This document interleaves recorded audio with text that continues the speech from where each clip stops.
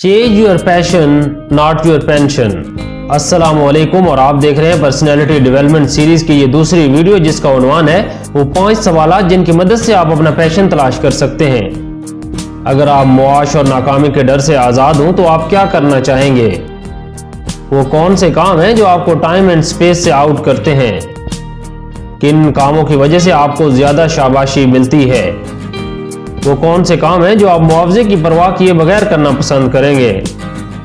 अगर आपको पता लग जाए कि आपकी जिंदगी के 100 दिन बाकी हैं तो कौन से काम करके जाना चाहोगे?